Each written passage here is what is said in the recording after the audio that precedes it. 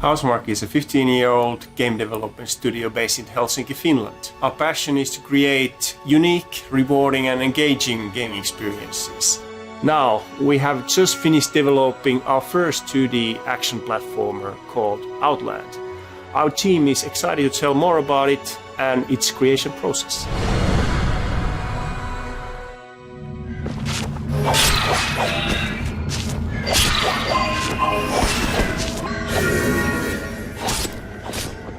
The initial concept behind the game was more like a classic platformer, Indiana Jones type of old school. We just wanted to recreate the 80s adventure platform games.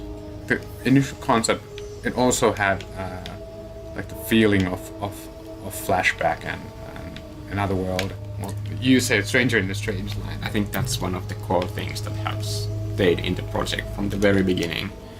The feeling of being lost somehow.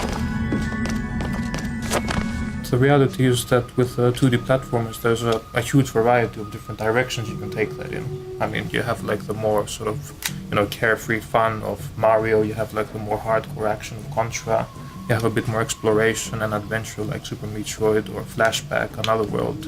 It was pretty clear that we had like quite a few influences there from different platformers and shooters, and I think it sort of naturally led to that direction. Just mentioned the word Ikaruga and then like, The duality of it, yeah. Okay, we wanted the animations to look fluid and realistic, but we didn't want to sacrifice responsiveness for that. And that's a really hard thing to do, the controls in this type of game, because at the same time you need weight to feel the immersion and that you're in control of a real person, but also like the bullet patterns, they require really good controls for the player to be able to navigate to these bullet mazes.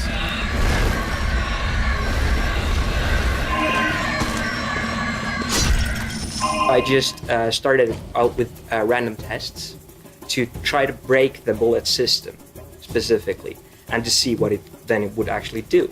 And sometimes that yielded extremely lovely results. The number of different patterns just kept going up during development. We started off thinking that 128 different patterns would be more than enough, and then we doubled that. Then we doubled it again. Several times during the project, we actually raised the number of active bullets we can have on the screen. Yeah, things began getting complicated when we having patterns which generate other patterns which generate themselves. Right. Yeah. So they're sort of like nested patterns in the game.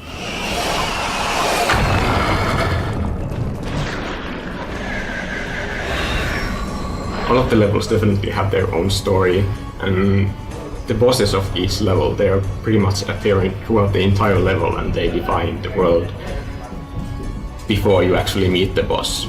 For example, in the spider level, there's a really interesting story to the entire room that is sort of told in pictures throughout the entire level. Statues and murals, glowing decorations. This is the early version of the second level boss. As you can see in the game, it has changed quite a bit to be less attractive.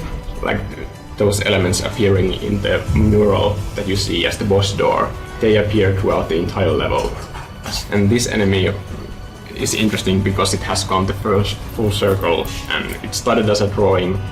It ended up as a 3D model, and here I'm taking a screenshot and made it as a mural into the background of one of the levels. So it's also part of the decoration. So it's drawing once again. The concept arts were really great. The inspiration was huge that I got from those. Ancient world that should be enhanced with some kind of different sound design that isn't in any other games right now. Apocalyptic dream world with some kind of ancient history going on, and the sounds are something, unique.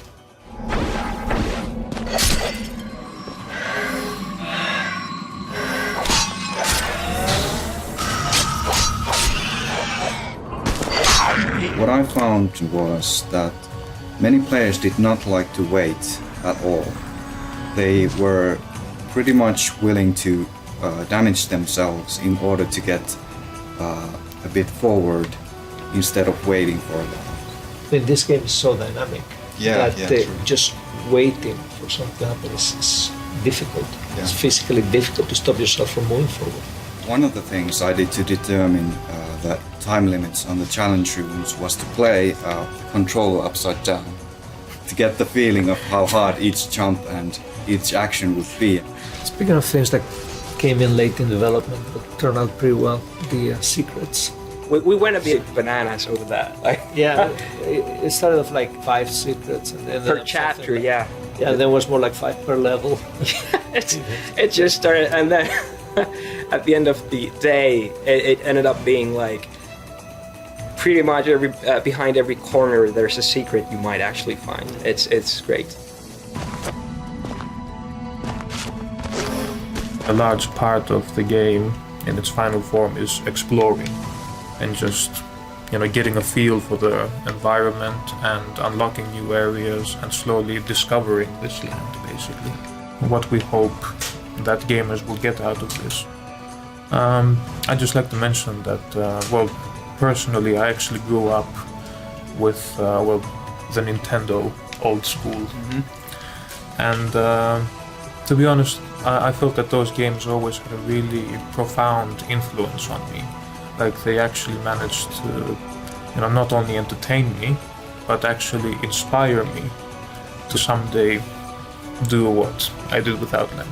And I'm just hoping that in the same way that we're just sitting here and talking about Flashback and Super Metroid and all the other greats 20 years after they were released, I just have this faint hope that some people will be referencing Outland in as many years from now and using that as a reference and inspiration for their games.